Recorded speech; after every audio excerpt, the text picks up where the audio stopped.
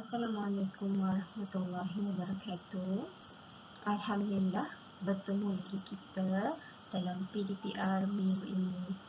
Okey, untuk PDPR minggu ini kita akan sambung dari pelajaran minggu lalu iaitu unit 9 yang bertajuk bumi. Dalam pelajaran ini apa yang akan kita pelajari?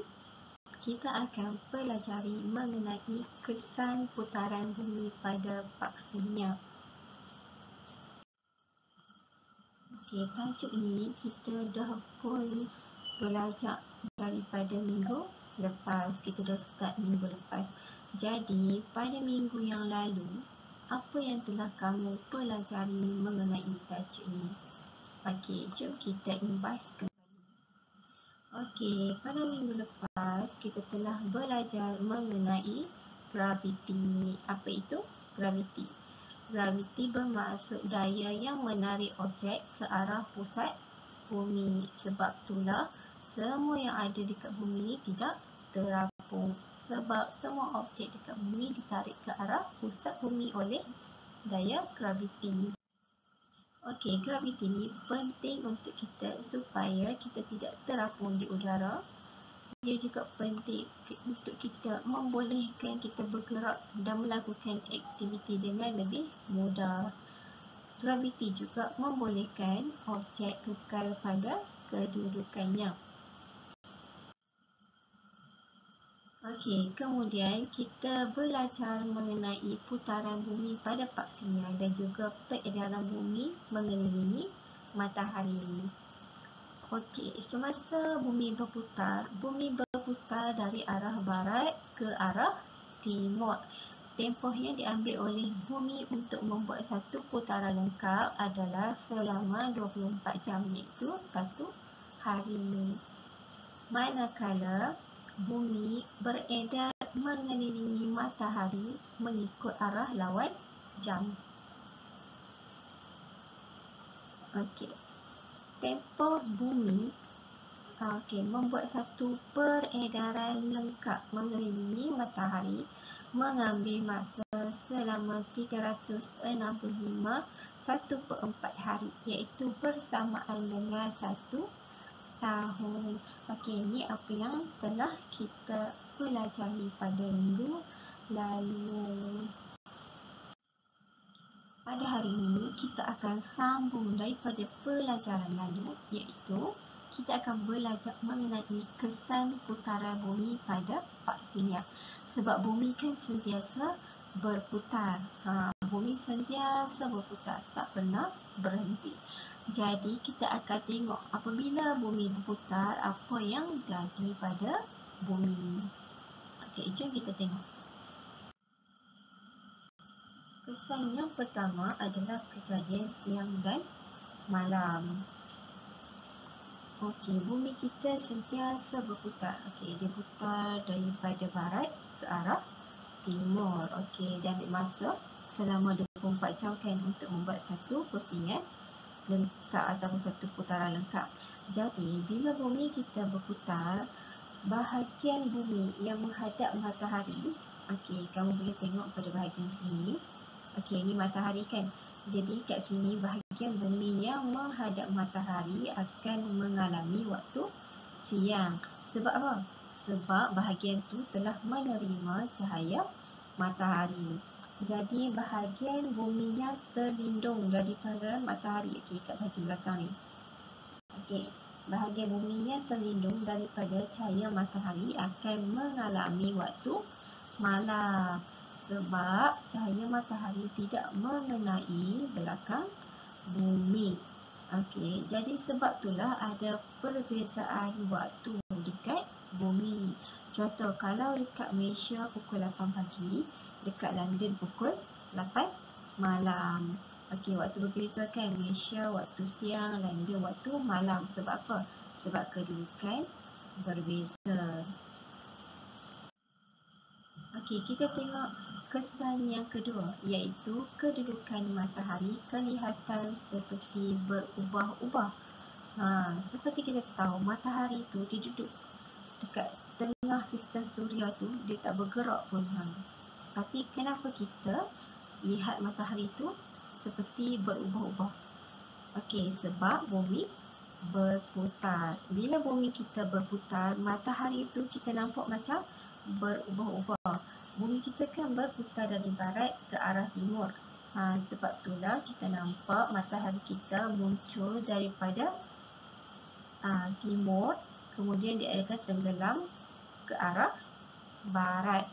Okey, kalau kamu perasan pagi-pagi kamu bangun tidur, okey, bila kamu tengok dekat langit, mungkin kamu akan nampak matahari di sebelah kanan rumah kamu. Tapi bila waktu petang, kalau kamu tengok langit lagi sekali, kamu akan nampak matahari dah duduk dekat sebelah kiri rumah kamu. Sebab apa? Kamu nampak kedudukan matahari itu berubah disebabkan oleh putaran bumi pada paksinya. Kesan yang ketiga ialah perubahan panjang dan arah bayang-bayang. Okey, macam mana bayang-bayang terhasil? Bayang-bayang ini terhasil apabila cahaya matahari itu dihalang oleh objek legap. Okey, sebagai contoh, tengok animasi ni. Okey, kat sini ada satu palang ataupun satu kayu yang warna pink. Kamu tengok kan kat bawah tu ada bayang-bayang dia. Okey, bila matahari bergerak, bayang-bayang pun akan bergerak. Okey, kamu tengok bila matahari tu berada di sebelah kiri, bayang-bayang terhasil di sebelah kanan. Okey, arah bayang-bayang yang terhasil tu dia bertentangan dengan arah matahari. Okey, dan kamu juga dapat lihat, okey, kalau matahari tu dia berada dekat dengan garisan bumi. Okey, dekat dengan garisan bumi. Contohnya pada pukul 7 pagi ataupun pada sebelah petang, bayang-bayang tu akan menjadi semakin panjang. Kalau matahari tu berada di atas ataupun tinggi daripada bumi, dia maksudnya dia berada di tengah-tengah. Contoh masa pukul 11 pagi ataupun pukul 12 tengah hari, bayang-bayang tu akan jadi pendek. Okey, bila matahari berubah kedudukan dia, jadi panjang bayang-bayang dan juga arah bayang-bayang juga akan berubah. Okey, kamu kena ingat arah bayang-bayang adalah bertentangan dengan arah kedudukan matahari. Contoh, kalau matahari kamu berada di sebelah kanan, jadi bayang-bayangnya akan terhasil adalah di sebelah kiri. Okey, bayang-bayang ni dia bertentangan dengan arah matahari. Okey, dan kalau kamu nak tengok panjang bayang-bayang, kalau matahari berada dekat garisan bumi. Okey, contohnya saya lukis kat sini. Okey, ni adalah garisan bumi. Okey, ni garisan bumi. Okey, ni garisan bumi. Okey, kalau matahari berada dekat dengan garisan bumi, jadi arah bayang-bayang yang terhasil adalah panjang. Okey, kalau matahari berada jauh dari garisan bumi, maksudnya macam duduk kat tengah ni. Ini matahari. Jadi panjang bayang-bayangnya terhasil adalah pendek. Bayang-bayang yang terhasil adalah pendek. Kalau dia duduk dekat dengan garisan bumi, arah bayang-bayang semakin panjang.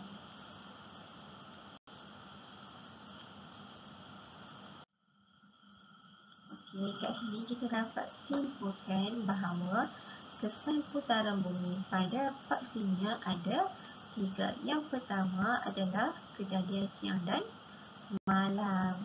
Yang kedua, kedudukan matahari kelihatan seperti berubah-ubah.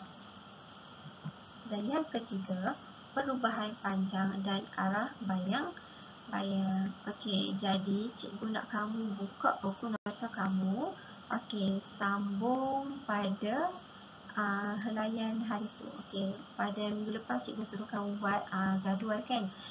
Jadi kat bawah tu kamu sambung tulis ni. kesan putaran bumi pada paksinya.